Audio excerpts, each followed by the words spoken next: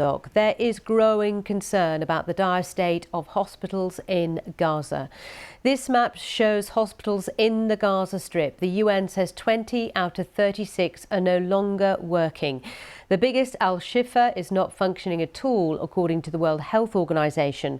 Al-Shifa's head of surgery has told the BBC that a third premature newborn baby has died because of a lack of power. There are reports that Gaza's second biggest hospital, Al-Quds, has run out of fuel. It's now 5 weeks since Hamas, designated a terror organisation by the UK government, killed more than 1,200 people in Israel and took more than 200 hostage. Since then, Hamas officials say well over 11,000 people have been killed in Israeli attacks on Gaza. Well, let's go live to Jerusalem now and speak to our correspondent, Tom Bateman. Good morning, Tom. Another week begins. Just talk us through what's been happening overnight.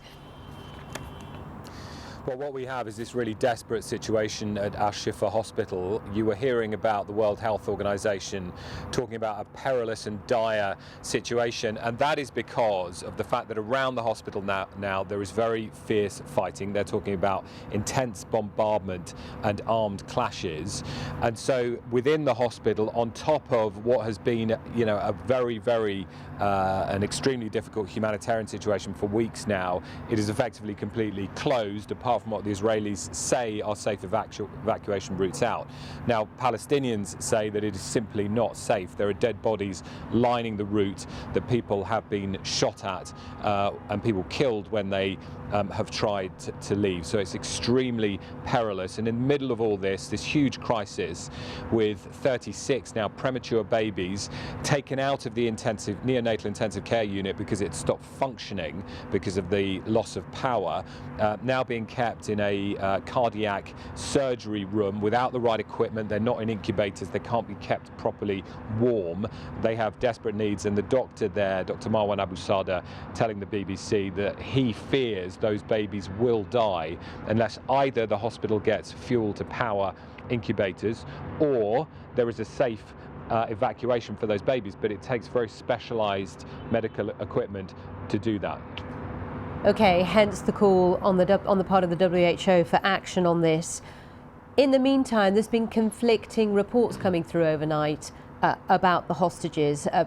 Prime Minister Benjamin Netanyahu speaking to the US network NBC, saying that a deal is possible, could come about, and yet we're getting reports from via Reuters, Hamas saying no, they've stopped talking because of the attacks on Al-Shifa.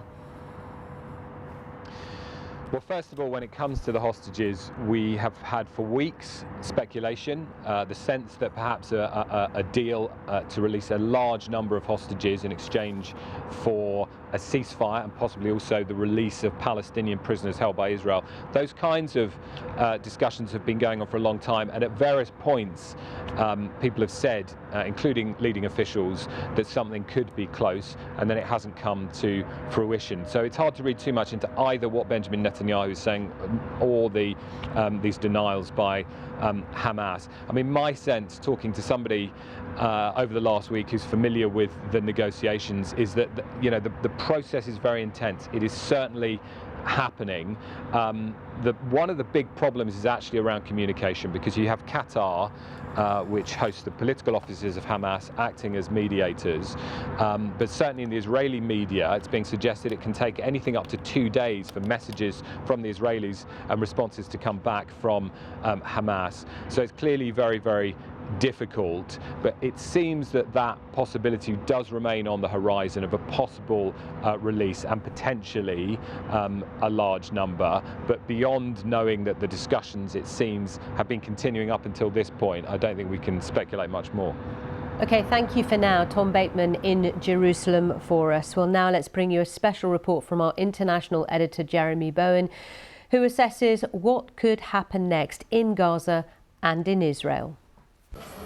The beds were full when Mossab Sobir was brought in wounded. Gaza's medics have to improvise. And a photo of premature babies at Shifa, the main hospital in Gaza, swaddled to stay alive after their incubators stopped working when the power ran out. All born in the cruelty of war. In the other Hamas-Israel wars, it would be time for a ceasefire by now and back to the same uneasy status quo until the next explosion. News teams can't cross into Gaza, so they come to Sderot, the nearest Israeli town, to look in. Perhaps the biggest question is what happens in Gaza the day after? Who's going to be in charge? Israeli occupiers? An international force? Palestinians? If so, which Palestinians? This time it's different. The cost in lives from the Hamas attacks to Israel's response has thrust the conflict into unknown territory. With Israel on the attack, Prime Minister Netanyahu rejected America's day after plan. The US wants the Palestinian Authority, rivals to Hamas, to run Gaza after the fighting, and then a Palestinian state alongside Israel. Netanyahu opposes Palestinian independence and wants Israel to control security. Danny Yatom, once the Israeli spy chief, said that's why the Prime Minister snubbed Israel's most important ally. Israel should not stay too long in the Gaza Strip. One. Secondly, it will not be able to leave the Gaza Strip unless all the abductees are in our hands, back in a peaceful situation, and we won, we succeed. Hamas, we won the war against Hamas. Now, there is a need to define what does it mean exactly to win. I define it as the collapse of Hamas as a body, as an organization, losing its chain of command. Israelis are united behind their army, but not their prime minister. These demonstrators outside his office in Jerusalem believe he is pandering to the hardline Jewish nationalists who keep him in power. Another big question for Israelis is the future of their Prime Minister, Benjamin Netanyahu. He was a divisive figure before the 7th of October, and since then, a lot of Israelis have started to blame him for the security and intelligence and military errors that allowed Hamas to attack with such devastating consequences. There's anger that after Hamas killed and abducted so many, mostly Israeli civilians, military and intelligence chiefs accepted their share of the blame and the Prime Minister did not. And pressure is growing for a ceasefire in exchange for hostages. What is fighting Hamas, okay? Of course, the Hamas needs to be taken down, okay? But the question of how to do it is also a significant question. And before I want to kill one single terrorist, I want each and every one of these people home. I want the 10-month-old baby home. I want the 86-year-old home. I want that more than I want dead terrorists. Once they're home, we can finish the job.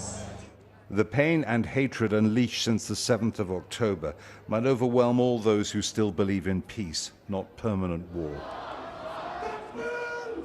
Almost every day in the West Bank, they bury more Palestinians killed in Israeli raids.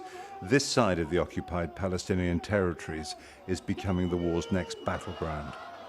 The only answer, Western leaders say, is to revive the two-state solution, independent Palestine alongside Israel, a failed idea that survives only as a slogan.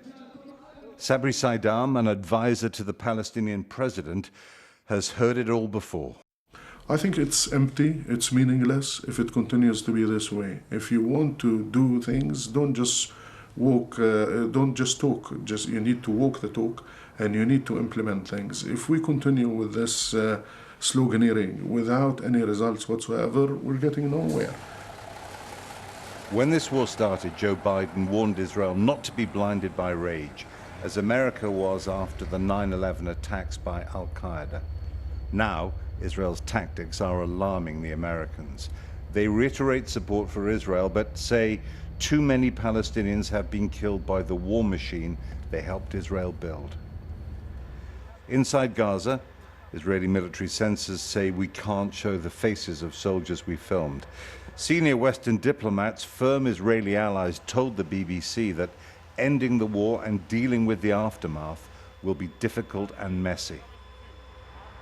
The wall between Jerusalem and the West Bank is a monument to the death of the last peace process. So, what do we know? Well, events since the attacks of October the 7th have shown that this conflict is not something that Israel can manage and the rest of the world can ignore. There's also the history of a century of conflict between Arabs and Jews for control of this land, and that shows that there's no military solution. So if the current bloodshed doesn't lead to a new and serious attempt to make peace, then there'll be more wars for more generations. But war hardens hearts. In Gaza today, in a brief pause, thousands more Palestinians fled the Israeli offensive. Jeremy Bowen, BBC News, Jerusalem.